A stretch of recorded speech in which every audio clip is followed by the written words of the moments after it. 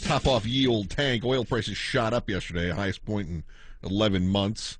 You got oil production cuts in Saudi Arabia and Russia's war in Ukraine. They still driving up the cost of oil, and oil production in the Gulf of Mexico has got threats from tropical storms. That may cause some gas prices to climb.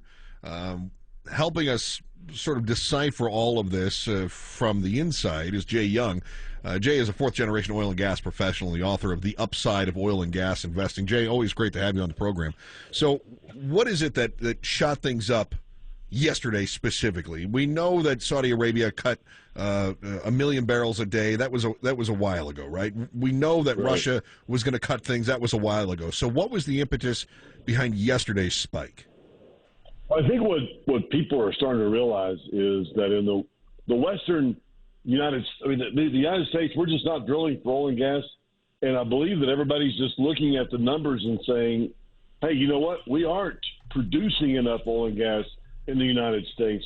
We're cutting back. Normally when you see these type of prices and you see the type of money oil and gas companies are making right now, what they're doing is they're putting 90% of it back in the ground to continue drilling. But right now, and for the last 6 months, they have not been doing that. So 50% of it's going back in the ground. Not 90%, 50%, which means you drill less wells. If you drill less wells and demand continues to go up, you don't have that supply, and our demand's going up, and our supply is going down.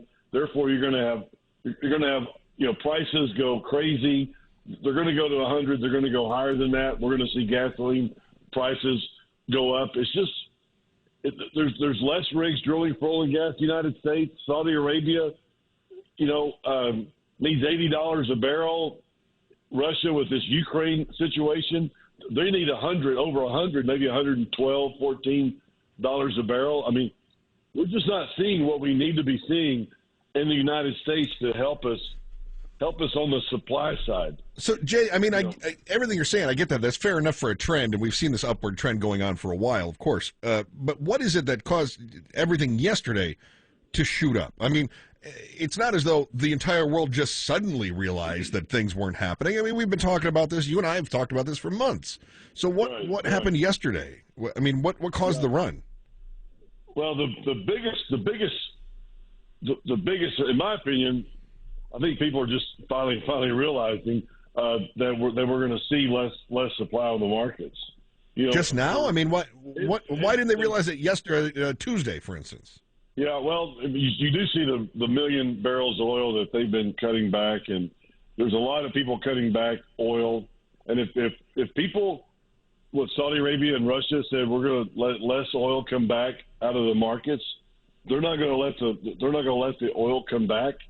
They're going to cut production to the United States, and if you cut production in the United States, and we have less oil here, and we're producing less, it's kind of like there's I don't say a perfect storm because it's an imperfect storm. When you have Saudi Arabia and Russia and all the other countries that are saying we're not going to supply the United States with oil and gas, and we cut our production here in the United States, so.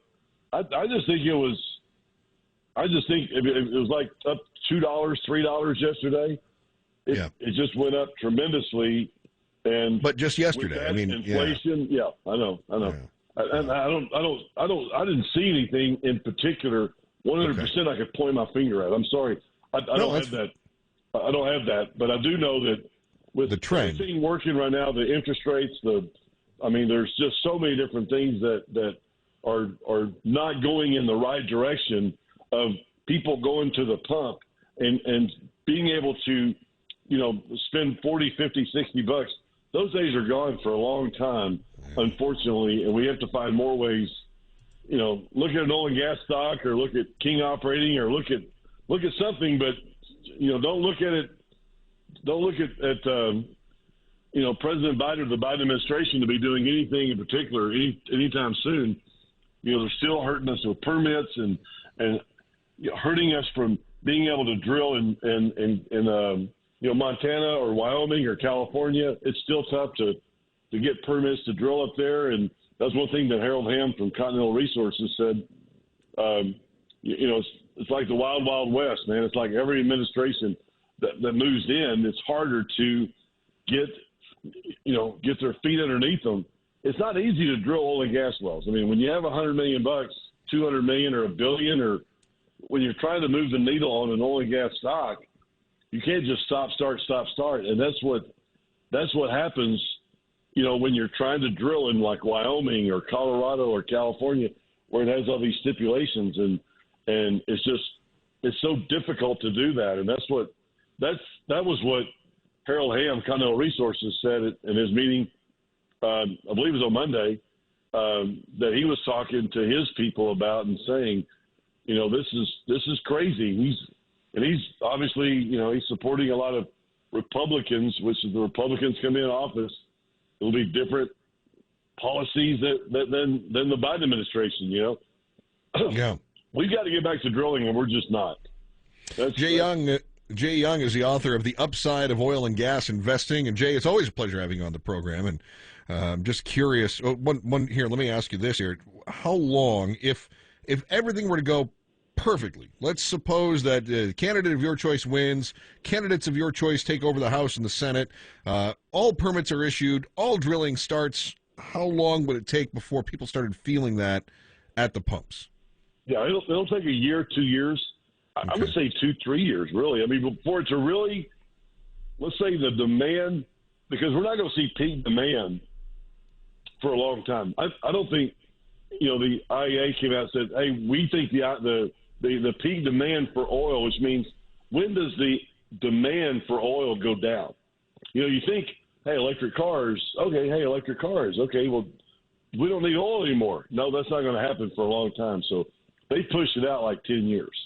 So which means that every year we're going to need more oil in the world for the next 10 years. We're going to need more oil, not less. Even though we have more electric cars, we're still going to need more oil. Yeah. So therefore, it's making a dent, but it's not doing it like it should. But we're seeing less people drill for oil and gas. That's going to hurt.